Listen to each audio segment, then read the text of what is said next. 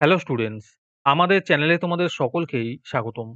আজকের ক্লাসে আমরা ক্লাস 5 এর রায়ো মার্টিন 2025 প্রশ্নবিচিত্রার পরিবেশ বিজ্ঞানের থার্ড সেমিটিভের 6 নম্বর মডেল সেটের প্রশ্নোত্তরগুলি আলোচনা করব। পরিবেশ বিজ্ঞানের আগের মডেল সেটগুলির প্রশ্নোত্তরের ভিডিও তোমরা যদি দেখে না থাকো, তাহলে অবশ্যই আমাদের চ্যানেলে গিয়ে দেখে নিও। নিচে ডিসক্রিপশনে লিংক আমি দিয়ে রাখলাম। আর তোমরা যদি আমাদের চ্যানেলে নতুন হয়ে থাকো, তাহলে চ্যানেলটিকে সাবস্ক্রাইব করে পাশে থাকা বেল আইকনটি অলে প্রেস করে রেখো। তাহলে পরে ক্লাসের ভিডিওগুলি আমি আপলোড করলেই তোমাদের কাছে নোটিফিকেশন পৌঁছে যাবে। তাহলে শুরু করা যাক। ১ নম্বরে আছে, নিম্নলিখিত প্রশ্নগুলির উত্তর দাও। যে কোনো 10টি করতে বলেছে। ১ নম্বর প্রশ্ন হলো, সমাজভিত্তিক বন কাকে বলে? এর উত্তর হবে, লোকালয়ের মাঝে যেসব ছোট ছোট বন তৈরি করা হয় তাকে বলা হয় সমাজভিত্তিক বন। ২ নম্বর প্রশ্ন হলো, সুনামি কত সালে হয়েছিল? এর উত্তর হবে ২০০৪ সালে। ৩ নম্বর প্রশ্ন হলো, আমাদের সকল শক্তির উৎস কি? এর উত্তর হবে সূর্য। ৪ নম্বর প্রশ্ন হলো, তালপাতার লেখা বইগুলিকে কি বলে? এর উত্তর হবে পুঁথি বলে। ৫ নম্বর প্রশ্ন হলো, একটি অপ্রচলিত শক্তির নাম লেখো। এর উত্তর হবে সৌরশক্তি। ৬ নম্বর প্রশ্ন হলো, কোন তারিখকে বিশ্ব বয়স্ক দিবস বলা হয়? এর উত্তর হবে ১ অক্টোবরকে। ৭ নম্বর প্রশ্ন হলো, ধান কাটা ঝাড়ার আধুনিক যন্ত্রটির নাম কি? এর উত্তর হবে হারভেস্টার।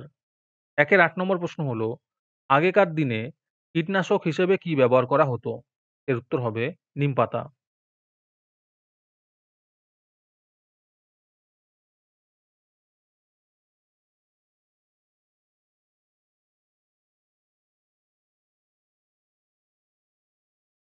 ৯ নম্বর প্রশ্ন হলো, আউশ ধান ও আমন ধানের মধ্যে একটি পার্থক্য লেখো। আউশ ধানের মধ্যে হবে আউশ ধানের গাছ ছোট হয়, আর আমন ধানের মধ্যে হবে আমন ধানের গাছ বড় বড় হয়। ১-১০ নম্বর প্রশ্ন হলো, তুঁত গাছের চাষ কি জন্য করা হয়? এর উত্তর হবে রেশম কীট প্রতিপালনের জন্য। ১-১১ নম্বর প্রশ্ন হলো, ঘূর্ণি কাকে বলে? এর উত্তর হবে বর্ষাকালে মাছ ধরার জন্য স্রোতের মুখে বাঁশের শলা দিয়ে তৈরি যে বিশাল খাঁচা বানানো হয় তাকে ঘূর্ণি বলে। ১-১২ নম্বর প্রশ্ন হলো, কোন পাখির পালক সুন্দর?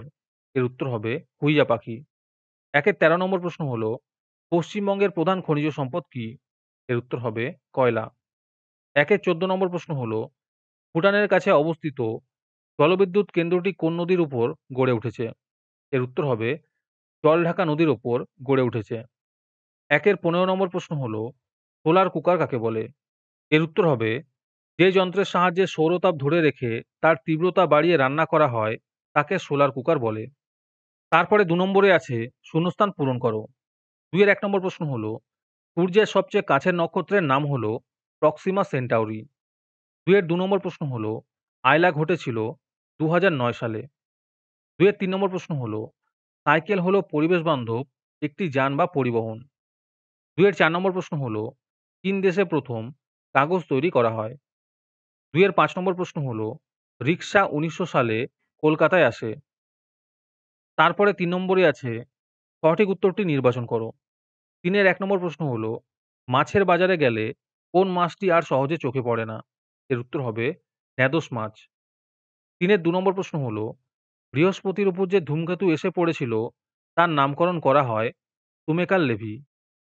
৩ এর ৩ নম্বর প্রশ্ন হলো, পৃথিবীর ছায়া চাঁদের উপর পড়লে চন্দ্রগ্রহণ হয়। ৩ এর ৪ নম্বর প্রশ্ন হলো, জীবাশ্ম জ্বালানি হলো কয়লা।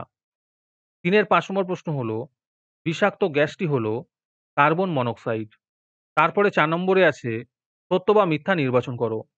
৪ এর ১ নম্বর প্রশ্ন হলো, বারুইপুরের পেয়ারা বিখ্যাত। এটি সত্য হবে। ৪ এর ২ নম্বর প্রশ্ন হলো, সূর্য থেকে পৃথিবীতে আলো আসতে সময় লাগে ১০ মিনিট। এটি মিথ্যা হবে। ৪ এর ৩ নম্বর প্রশ্ন হলো, তিস্তা ও মহানন্দা নদীর পলি জমে তরাই অঞ্চলের মাটি উর্বর হয়ে গেছে। এটি মিথ্যা হবে। ৪ এর ৪ নম্বর প্রশ্ন হলো, সমুদ্রের নোনা মাটি কৃষিকাজের পক্ষে ভালো। এটি মিথ্যা হবে। ৪ এর ৫ নম্বর প্রশ্ন হলো, আসানসোল সমুদ্রপৃষ্ঠ থেকে প্রায় ২০০ মিটার উঁচুতে অবস্থিত। এটি সত্য হবে। তারপরে ৫ নম্বরে আছে, বাম স্তম্ভের সঙ্গে ডান স্তম্ভ মিলিয়ে লেখো। গাছের ছাল হবে প্যাপিরাস। গাছের শিকড় হবে মাটির ধস রোধ করে। কলকাতা হবে ট্রাম। নদীর জল কমা হবে ভাটা। কলের জল হবে নষ্ট করা উচিত নয়। আজকের ক্লাসের ফ্রি পিডিএফটি পাওয়ার জন্য প্রথমে তোমাদের এই ভিডিওটিকে লাইক করতে হবে। তারপরে আমাদের চ্যানেলটিকে সাবস্ক্রাইব করে তার একটি স্ক্রিনশট তুলে আমাদের হোয়াটসঅ্যাপ নাম্বার 7501121499 এ পাঠালেই তোমরা ফ্রি পিডিএফটি পেয়ে যাবে। আর বাকিরা ৩ টাকা দিয়ে আজকের ক্লাসের সম্পূর্ণ মডেল সেটটি আমাদের কাছ থেকে নিতে পারো। তারপরে ৬ নম্বরে আছে নিচের যেকোনো ৫ টি প্রশ্নের উত্তর দাও। এই প্রশ্নের উত্তরগুলি আমি তোমাদের দেখিয়ে দিচ্ছি। তোমরা দেখে, দেখে নোট ডাউন করে নিও। ছয়ের ১ নম্বর প্রশ্ন হলো, ডিভিসি এর পুরো নাম কি? এটি কোন উদ্দেশ্যে গড়ে উঠেছিল? ছয়ের ২ নম্বর প্রশ্ন হলো, শিশুর যেকোনো ২ টি অধিকারের কথা লেখো। এখানে অনেকগুলো অধিকার দেওয়া আছে, তোমরা যেকোনো ২ টো লিখবে। ছয়ের ৩ নম্বর প্রশ্ন হলো, মানুষ বাঘ মারত কেন? আর তার সাথে প্রশ্ন আছে, মানুষ গন্ডার কেন মারত? ছয়ের ৪ নম্বর প্রশ্ন হলো, পথের পাঁচালী কার লেখা? আর তার সাথে প্রশ্ন আছে, পথের পাঁচালী বইটিকে কেন্দ্র করে কে সিনেমা বানিয়েছিলেন?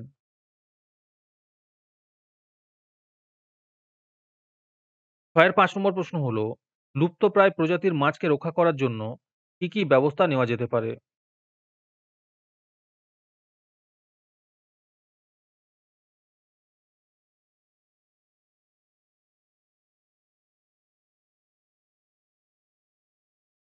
ছয়ের ৬ নম্বর প্রশ্ন হলো, সুস্থ সামাজিক পরিবেশ কিভাবে গঠন করবে?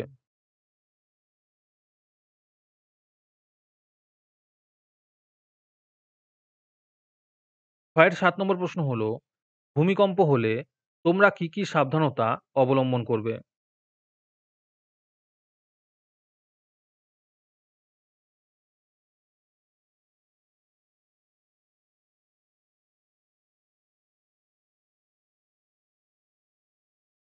তারপরে ৭ নম্বরে আছে, নিচের প্রশ্নগুলির উত্তর দাও। যেকোনো ২ টি করতে বলেছে। ৭ এর ১ নম্বর প্রশ্ন হলো, সূর্যগ্রহণ কাকে বলে? চিত্রসহ বর্ণনা করো।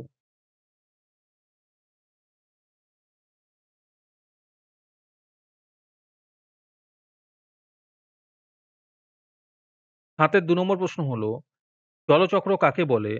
জলচক্রের চিত্র এঁকে দেখাও।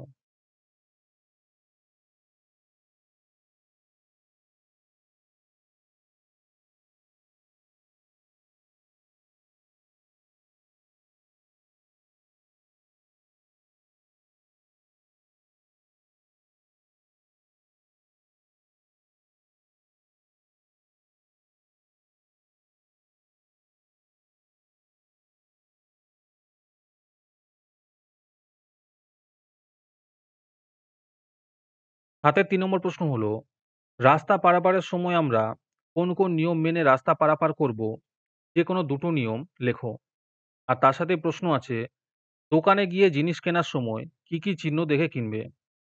আর তার সাথে প্রশ্ন আছে, আফসানা খাতুন, রেখা কালিন্দী ও সুনিতা মাহাতো এরা কিসের বিরুদ্ধে আন্দোলন করেছিলেন?